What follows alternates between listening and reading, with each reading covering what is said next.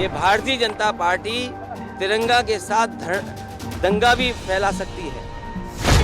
ये जो तिरंगा फहराने का कार्यक्रम चल रहा है, वहीं मैं सावधान करना चाहता हूँ। ये भारतीय जनता पार्टी तिरंगा के साथ दंगा भी फैला सकती है। ये तिरंगा यात्रा के साथ साथ समाज में कहीं ऐसी घटना भी करा सकती है जिसमें समाज में दूरियां बन जाएं। आपको याद होगा कासगंज में भारतीय जनता पार्टी के लोग ही तिरंगा यात्रा के नाम पर वहां पर किस तरीके से हिंदू मुसलमान का दंगा कराया था। तो ये भारतीय जनता पार्टी के लोग तिरंगा यात्रा तो इसलिए निकाल रहे हैं क्योंकि उनकी जो जिससे वो पार्टी निकली है उसने कभी तिरंगा नहीं लगाया। और लखनऊ में अगर तिरंगा सबसे बड़ा देखोगे तो जहां हम और आप खड़े हैं, ये वही स्थान है जहां सबसे ऊंचा तिरंगा लगा हुआ है। आज हम सभी समाजवादी साथी छोटे लोहिया जनेश्वर मिश्र जी को याद कर रहे हैं। छोटे लोहिया जनेश्वर मिश्र जी ने पूरे जीवन भर समाजवादी सिद्धांतों के लिए संघर्ष किया। गांव के गरीब किसान, नौजवान, मुसलमान भाई, हर वर्ग के लोगों के बीच में संघर्ष करके उनको मान सम्मान मिले, उनको जहां समाज में पीछे छूट गए थे उनको कैसे आगे बढ़ाया जाए। छोटे लोहिया जनेश्वर मिश्र जीवन भर संघर्ष करते रहे और उन्हीं के सिद्धांतों पर चल करके आज समाजवादी पार्टी यहाँ पहुंची है। हमें कई प्रतिष्ठित शिविर सम्मेलनों का याद है जहां लोग इंतजार करते थे कार्यकर्ता नेता के आखिरकार छोटे लोहिया जनेश्वर मिश्र जी क्या कहेंगे। जहां लोकसभा या राज्यसभा में कभी बोले हैं तो सभी सांसद आकर के उन्हें सुनना चाहते थे और ऐसा पिन ड्रॉप साइलेंस कभी राज्यसभा में, लोकसभा में कम ही वक्ताओं के लिए होता था जैसा जनेश्वर मिश्र जी के लिए होता था। और जो गरीब की बात किस ढंग से कही जाए, उसके दुख दर्द को किस ढंग से कहा जाए, राजनीति में मैं समझता हूँ जनेश्वर मिश्र जी से बेहतर कोई नहीं कहता था। जीवन भर समाजवादी मूल्यों के लिए, समाजवादी सिद्धांतों के लिए संघर्ष करते आए। यहाँ बहुत सारे ऐसे लोग हैं जिन्होंने देखा भी है, सुना भी है, उनसे सीखा भी है। आज के दिन जब हम याद कर रहे हैं तो संकल्प लेते हैं जिस रास्ते पर वो चले और जो लड़ाई वो यहाँ तक लेकर के आए उस लड़ाई को आगे बढ़ाना है।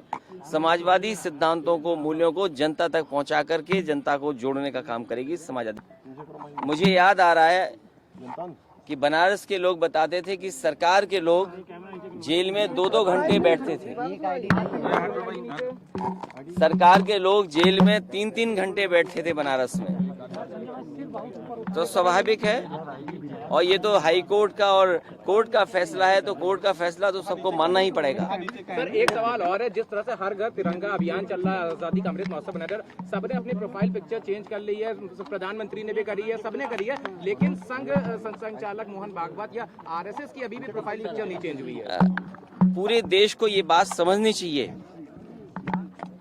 कि आरएसएस की पॉलिटिकल विंग, पॉलिटिकल पार्टी कोई है तो वो भारतीय जनता पार्टी है।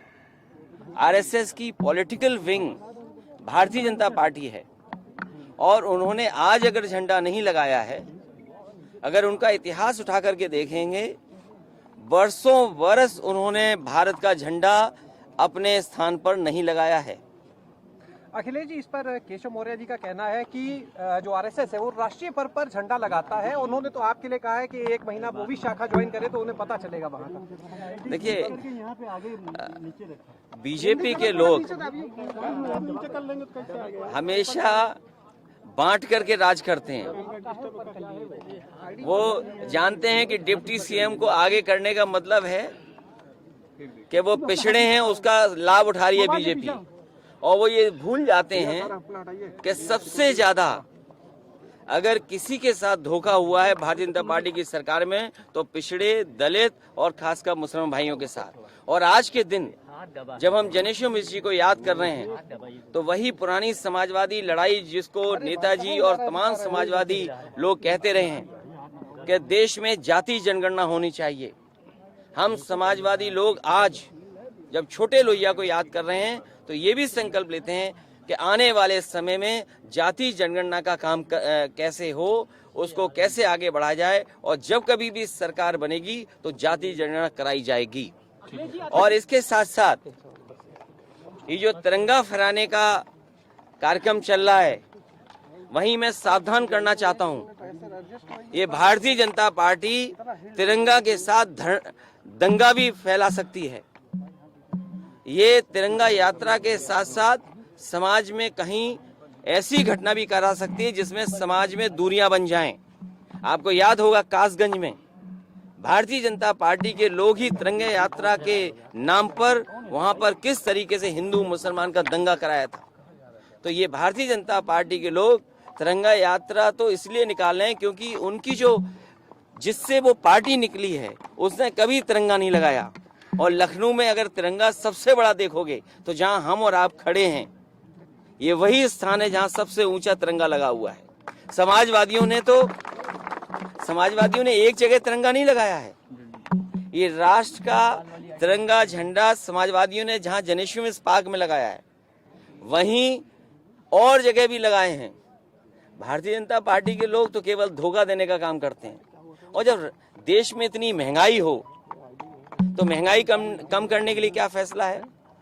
देश में जब इतनी बेरोजगारी है तो बेरोजगारी किससे कम करेंगे? अभी जो जवाब मिला है देश का कि 22 करोड़ नौजवानों ने फॉर्म भरे, नौकरी लाखों को मिली। यूपी में लाखों लोग अग्निवीर की भर्ती देखने जा रहे हैं, कितनों को नौकरी मिलेगी? 1000, 2000? जब तो एक भर्ती में 1 लाख से ज्यादा लोगों ने फॉर्म भरे हैं, कितनों को नौकरी मिलेगी? 1000, 2000? सोचिए यूपी में कितने नौजवान हैं जो भर्ती देखना चाहते थे, भर्ती में जाना चाहते थे। हमसे जुड़े रहने के लिए हमारे YouTube चैनल को सब्सक्राइब करें और नई वीडियो की नोटिफिकेशन के लिए बेल आइकॉन को दबाएं। अगर आप ये वीडियो Facebook पर देख रहे हैं तो लाइक जरूर करें और ज्यादा से ज्यादा शेयर करें। धन्यवाद।